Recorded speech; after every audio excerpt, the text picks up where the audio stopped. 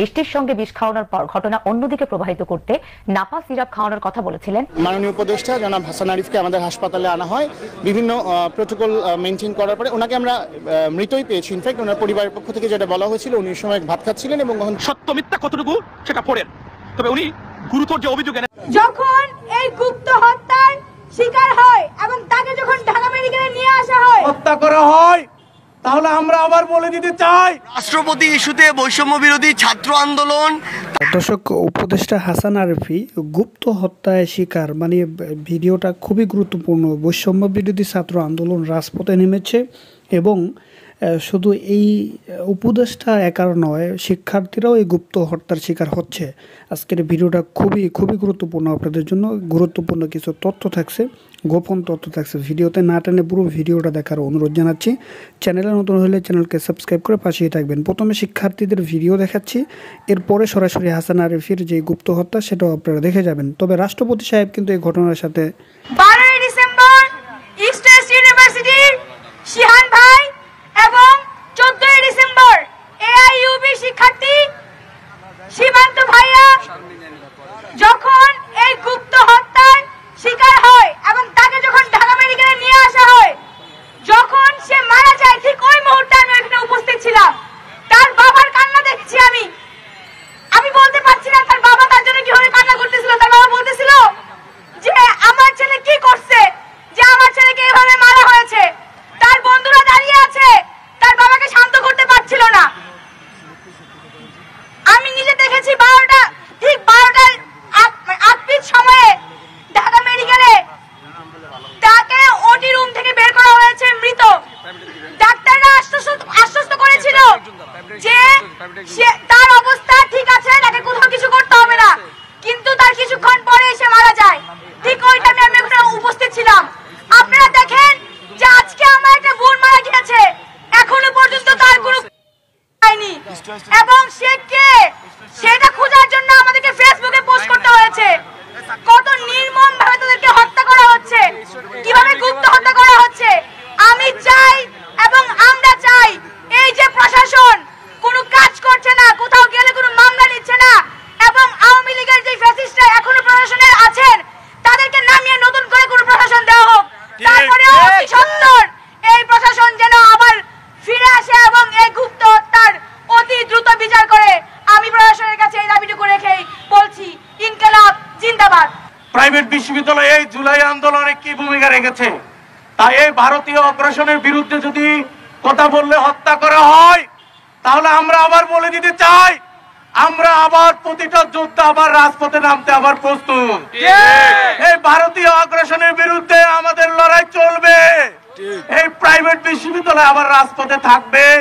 আমরা আবার আমার ভাইদেরকে যারা হত্যা করেছে, এই প্রশাসনদেরকে বলতে চাই যারা আমার ভাইদেরকে হত্যা করেছে তাদেরকে আগামী 24 ঘন্টার মধ্যে গ্রেপ্তারের করতে হবে এবং সেই প্রতিবাদ আমি জানাই আমাদের প্রাইভেট বিশ্ববিদ্যালয়ের পক্ষ থেকে। আমরা যখন ছোট ছিলাম, আমরা যখন কিশোরী ছিলাম, আমরা এলাকায় দেখতাম কিভাবে ওই আমলের রাজনৈতিক গুন্ডারা গুপ্ত হত্যা করত। আমরা কি সেটা ভয় পাই? না। আমরা কি আর ভয় পাই? না। আমরা কি আর কোনো গুপ্ত হত্যা দেখে মায়ের কোলে ঢুকে পড়তে চাই? না। আমি বলে রাখছি, কোন তরুণ আর ভয় পায় না, কোন তরুণ আর রাজপথ ছেড়ে দিবে না। আমরা যেই ব্রিজের নিচে যেই গুপ্ত হত্যার লাশগুলো ছোটবেলায় দেখে স্কুল কলেজ পার হয়ে আমরা আজ রাজপথে দাঁড়িয়েছি, আমাদের মেরুদণ্ড অগ্নিঘরা সহজ হয়ে গিয়েছে, আমাদের মেরুদণ্ড পাথর হয়ে গিয়েছে, শক্ত হয়ে গিয়েছে। এই মেরুদণ্ড ভাঙা এত সহজ নয়। আমরা কি মেরুদণ্ড ভাঙবো? না। আমরা রাজপথ ছাড়বো না। আমরা অতি দ্রুত বিচার চাই। কোন গুপ্ত হত্যা কোন তরুণ সমাজকে ভেঙে দিতে পারবে না, কোন তরুণ সমাজকে রাজপথ থেকে বিতাড়িত করতে পারবে না। এই ধরনের পলিটিক্স, এই ধরনের নোংরা রাজনীতি যদি নতুনত্ব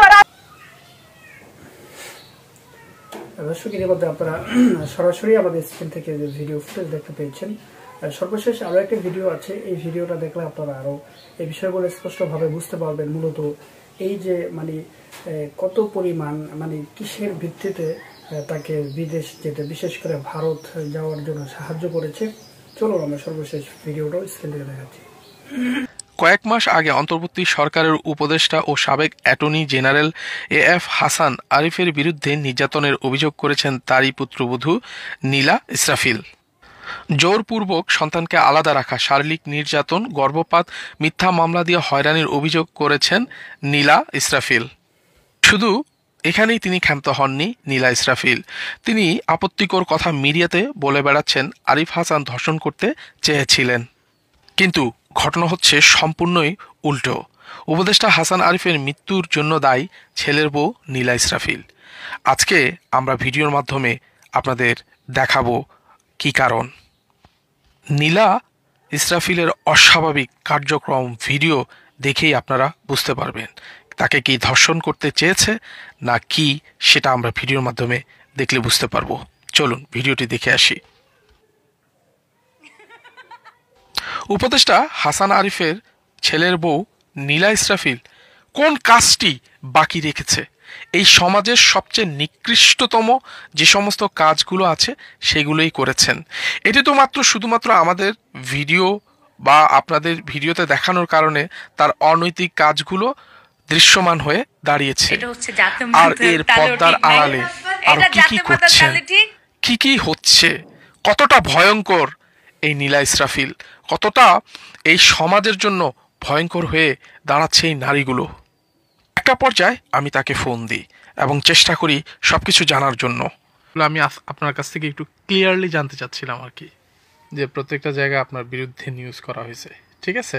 তো রিয়েলিটি যেটা হচ্ছে, আপনার একটা লাইভে আমি দেখলাম আপনি বললেন যে আপনার বাচ্চা নিয়ে গেছে ওরা, বা আপনি অনেকভাবে এফেক্ট হয়েছেন। সো ওই জিনিসগুলো আসলে আমি ক্লিয়ার কাট জানতে চাচ্ছি আপনার কাছ থেকে।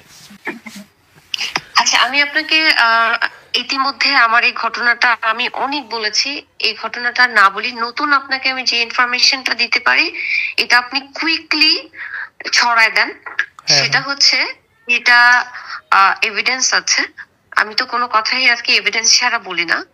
সো এটা আপনি জানালে হাসান আরিফ পরিবারের জন্য এটা হেল্পফুল হবে। হাসান আরিফকে এর আগে মুয়াজ 1.5 কোটি টাকার একটা চেক নিয়ে 2022 সালে 1.5 কোটি টাকার একটা চেক লিখে নিয়েছে। তারপরে তার একটা ফ্ল্যাট আরেকজনের কাছে বিক্রি করতে নিয়েছিল, সেখান থেকে অ্যাডভান্স টাকা নিয়েছে 10 লাখ। এগুলি হাসান আরিফ যখন জানতে পারে তখন সে আর চেকে সাইন করতে চায় না।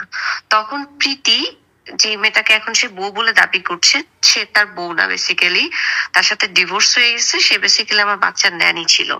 ওই মেয়েটা ড্রাগ সেল করে, ও হচ্ছে প্রীতি কাকি নামে, মোহাম্মদপুরে পরিচিত। আপনি কথাগুলো রেকর্ড করতে পারেন বা লিখে রাখতে পারেন।